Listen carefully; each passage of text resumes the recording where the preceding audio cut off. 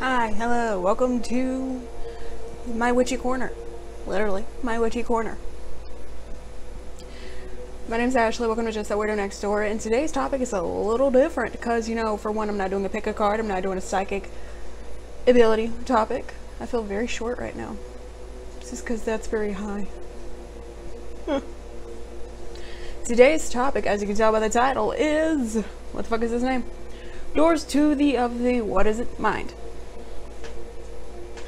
And it's supposed to be a game, but anything having to do with spiritualism, the other realms, your mind,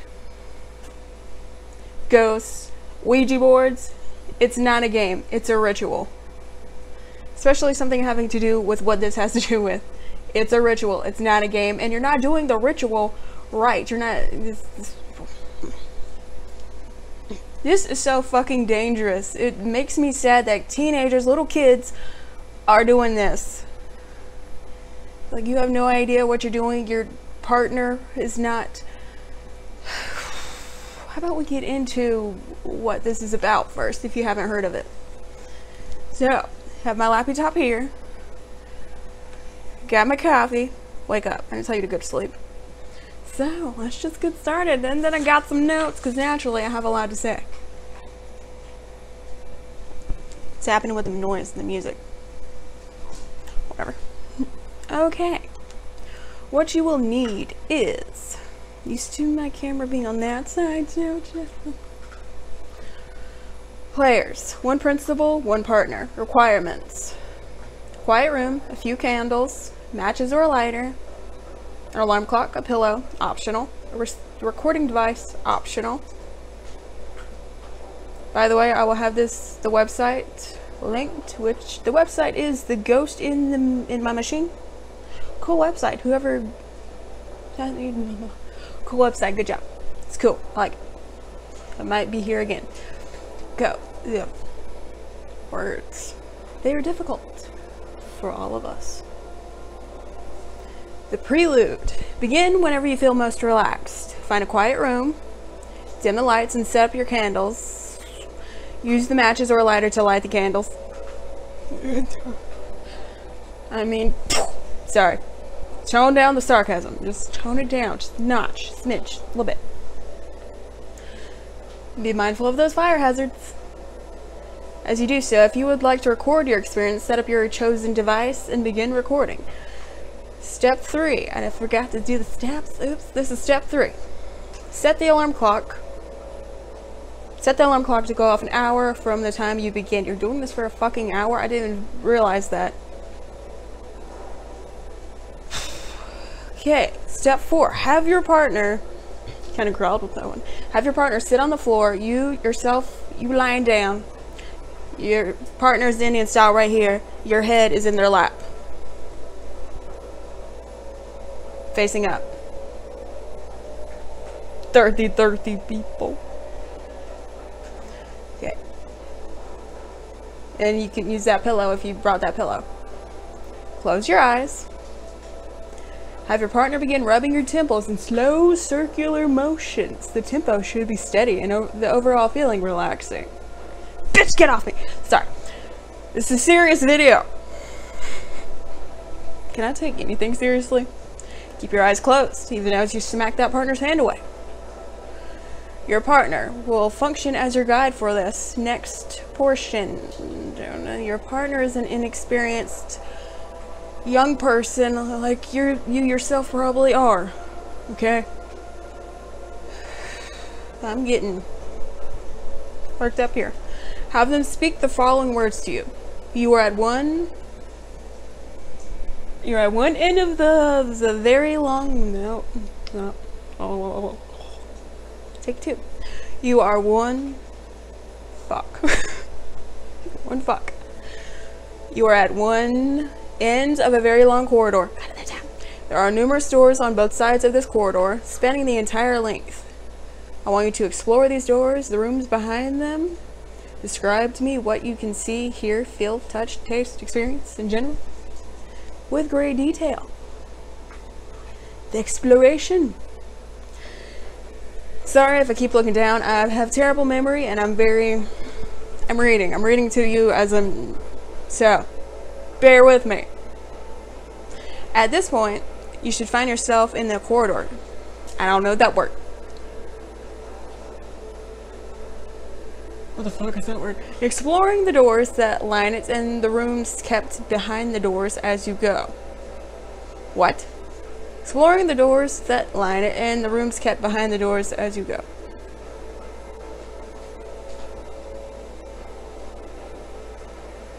This is my thinking face.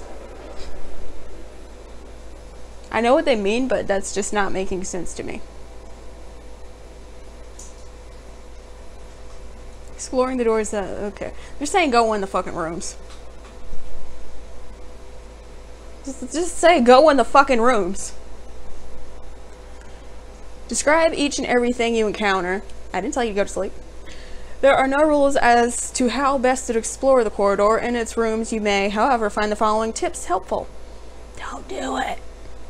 It's not a tip. Pay as much attention to yourself as to your surroundings. What are you wearing? What's in your pockets? Do you have anything meaningful about your person? What? Whatever you find, it might be useful. I found a cat. Take a good look and feel and so on of each door before you open it. What color is it? What size and shape is it? What does the handle look like? A knob. Is the handle an unusual temperature?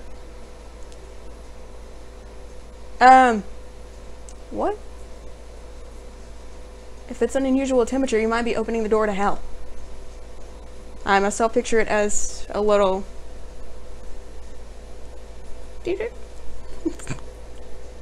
How to describe how I picture it? I don't picture it as a door, put it like that.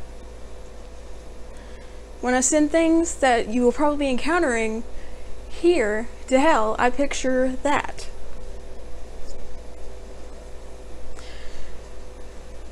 Okay. What is the temperature? These details and more might provide hints about what waits behind the door itself. You do not have to open every door. Trust your instincts. You trust me? If you feel it would be unwise to enter one, don't open it. The return. When the alarm goes off, your partner should guide you back to the real world. The exact words spoken to do so are... The exact words spoken to do so are that doesn't make sense, but okay. Are open to your, or up to your partner. Maybe I just can't read. But in all cases, the corridor... When the alarm goes off, your partner should guide you. Bitch, wake up! This is supposed to be serious. Fuck.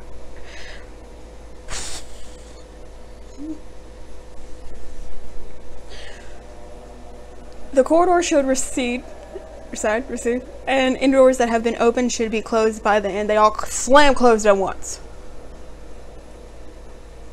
Once you have returned, blow out the candles and turn off the recording device, if using. You may listen to your recordings at your leisure, or you may choose never to listen to it. What the fuck would you do that and not listen to it? It's entirely up to you, though. Additional notes. This game may be played as many times as you desire. After you have played it, it's not a fucking game. This ritual may be done as many times as you desire. After you have played it enough times, you may no longer require the alarm clock. Your partner should be able to determine when you are ready to make your way back. If you enter a room filled with clocks, do not touch any of the clocks. This is in bold. The do not. The not is capitalized, so we're yelling. Do not. I don't want to yell. I'll disturb the animals. So do not touch any of the clocks and leave the room immediately. Bye, bitch. If you encounter an old woman, do not speak to her and leave the room immediately. Okay, then. What if you're the old woman? You encounter a man in a suit, particularly one who inspires feelings of unease or dread. Duh! Describe him immediately to your partner. Your partner should then end the session, regardless of as to whether the alarm has gone off. If your partner is unable to end the session, do not speak to him and leave the room immediately. So, a demon. Timekeeper. Demon, Timekeeper, Death. Who is this man? Whoever he is, he has a lizard tongue. Or one of these beings that are attached to whatever realm is here. When you do this, because it's right here on my ear, and you better get the fuck out. Some doors may be locked, blocked, or otherwise barred. Check your person to see if you have a key. If you don't, however, do not worry. You may simply not be ready to deal with whatever is behind it yet. What? Okay, you're getting on my nerves. So,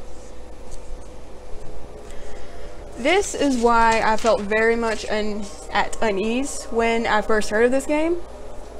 Because the person, my friend, hey friend, who was telling me about this, a little girl came through. She was not a nice little girl. She's like, don't worry, I'll take care of him, with a sinister smile. Therefore, you know, you're not nice, not good. And now this, I want to describe this thing at like a fucking lizard. Human lizard, like, you know, very tall, lizard tongue, the eyes. Typically, I like lizards. I don't like this lizard.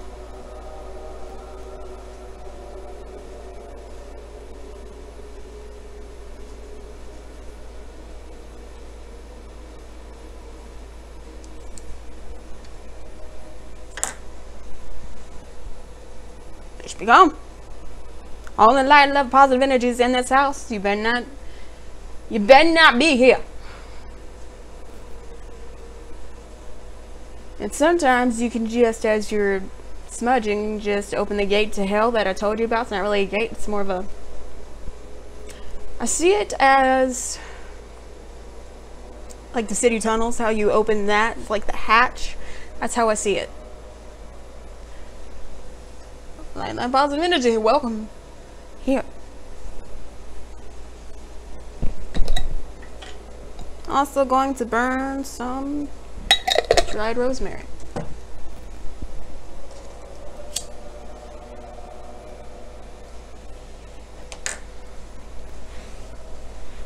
They really don't like that. I really don't like them being in my house. Okay. Where were we? Zippy zippy.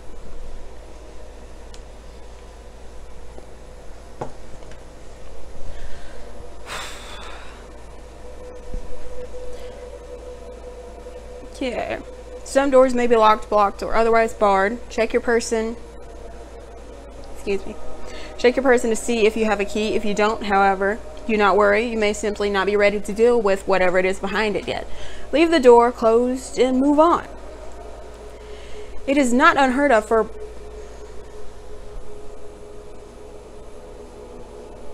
assuming things, objects encountered in specific rooms to... No. Oh. Wow, no, that's not... It is not unheard of for personages, evil-ass motherfucking entities encountered in specific rooms to lock you inside. One player recounted an instance in which his partner, in this case his sister, was required to shake him violently in order to pull him back into reality. Ooh. Word of advice, tread carefully. Your mind is not always your friend. Mine definitely isn't. Oh God. So, let's go back to what I said in the beginning. This is not a game. This is a ritual, and a ritual where you don't have a circle of protection, for one. The other, you have no idea what you're doing. This is kids doing this shit. That's what's getting me so worked up. You do your research. You might not encounter someone the first time, something, or you might not be like able to see it.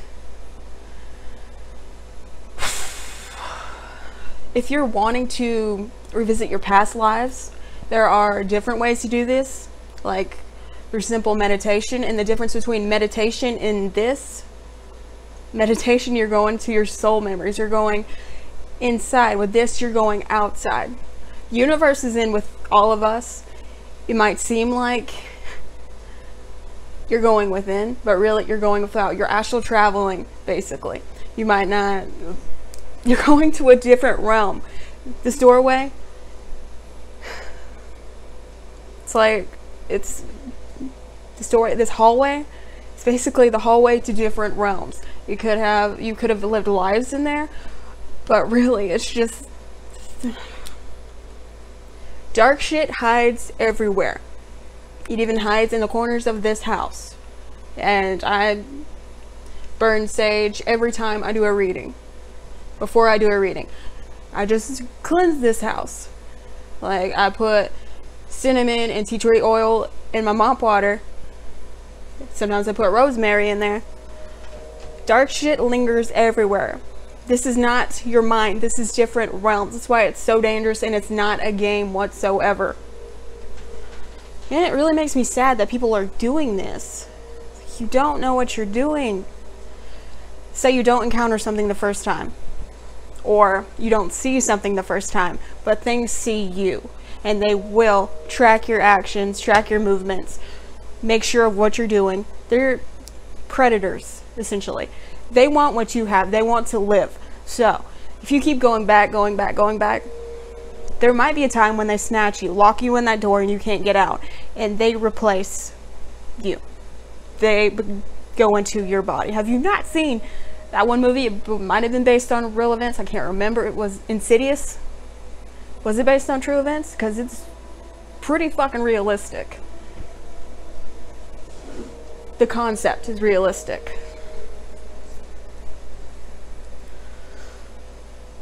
Excuse me, so fucking worked up. I've been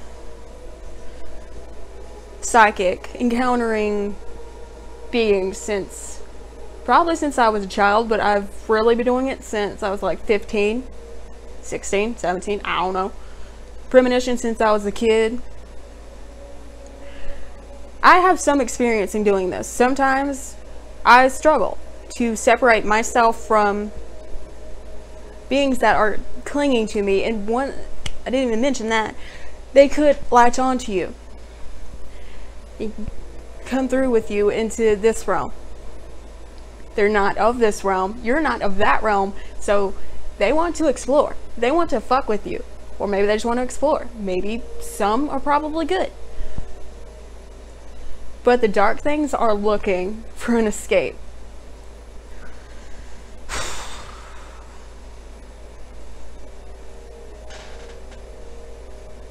So, if they do latch onto you, and then you might start with oppression, which is slight mood altering. Especially if you're sensitive, you'll just get pissed off for no reason, feel depressed. Sometimes it gets to the point where you want to end your life. And it could affect people around you, or you being so moody could affect them around you. You lose friends, and then, you know, you just get really depressed and you get weak. And then it might try to possess you. When I was telling my roommate about this, he was like, why are you seem scared of this?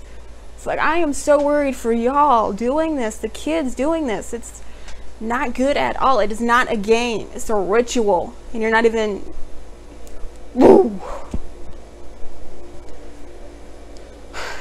Another thing is, I think I might have said this, I'm not sure.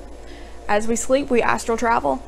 We go into that different realm, but it's like, yes, we do that, but our angels and guides are with us there. It's like they can grab our foot and pull us back down if, you know, we go too far.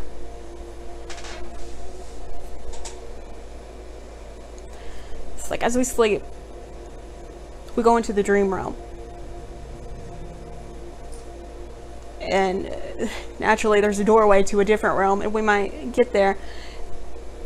But they're there to pull us back. When we meditate, they're there to pull us back when we go too far. Sometimes I go too far and I get pain in my head. It's like, bitch, slow your roll, calm down, come back here. Sit your ass back down. And when you were doing this ritual, sometimes there's realms that they can't enter into. I don't know the rules of it, but this came through when I was channeling this.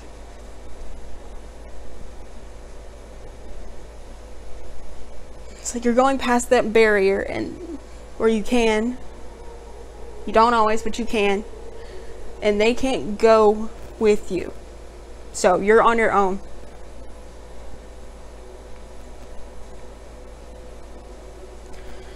Some good things that come with this ritual. If you protect yourself, and I'm not saying do this ritual. It's like there are other safer ways to remember things, like past life regression, and the difference between this, like your partner does not know anything about the mind. I'm assuming people who do past life regression do. I haven't done any research, but I'm assuming they have to do years of experience to do, have years of experience, know about the mind, know about the different realms.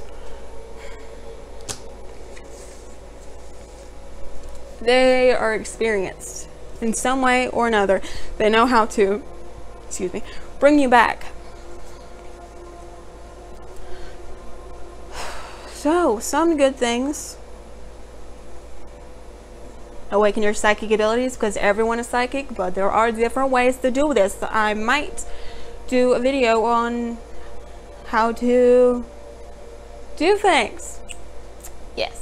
How to enhance, grow your psychic ability through tarot on my Patreon. Because I'm a teacher. Spiritual teacher. Yeah. What's up? Spiritual teacher here. Hi. How's it going? I can't work. Okay, you may be able to remember your past life memories, but once again, better ways, easier ways. With your past life memories, you're going within, like through meditation, through that. Going to your soul memories, you're not going out. You're accessing what you already know. This is supposed to be that, but it's just not. You're going out.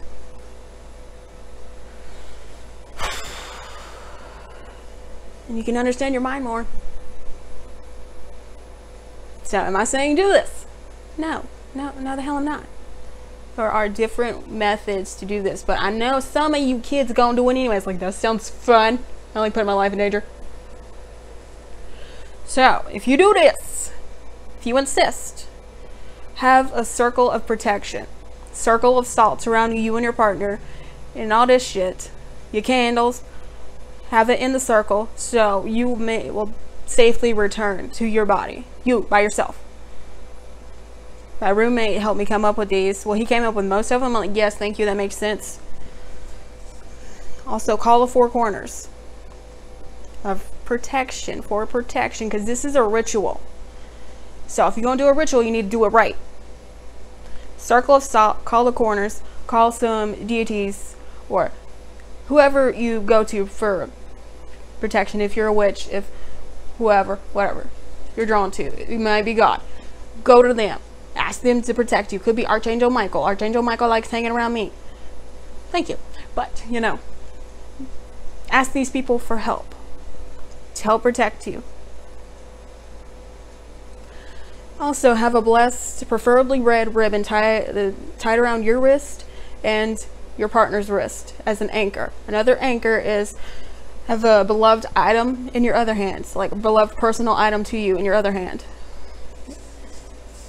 Then before, say a prayer to whoever you believe, whoever you believe. Believe in whatever you believe in. If you're an atheist and you just believe in the power of positivity, say a prayer to the power of positivity. Like, ain't no negative motherfuckers coming up around me. Thank you. This is not a joke. This is serious. It's a fucking ritual. And kids are putting their lives in danger and shit. And I'm gonna tell you something. You do not want to be oppressed or possessed. It takes years to get away from the oppression if you don't know what you're experiencing. You don't know what's happening. This is so dangerous, so if you do this, please be careful. I don't know what else I can say about this. Besides, don't do it. You gotta know some of you gonna do it. So, do it at your own risk. This ritual is not a game. It needs to be changed. It's not a fucking game. Should that be the thumbnail? Bitch, please. So, Thank you for watching. I hope you don't do it. I should be the thumbnail. I hope you have a nice day. Hope you have a blessed, safe day with no negative shit coming at ya. And if you like me, you want me to cover more of these things, let me know. Sure, I'll do it. Okay. You talked me into it. Okay. As in not the actual thing, but talking about it. Let's end this now. Okay, yeah, thank you. Bye. Toodles. Tiddly loo. Have a good day. Peace be with you. Bye.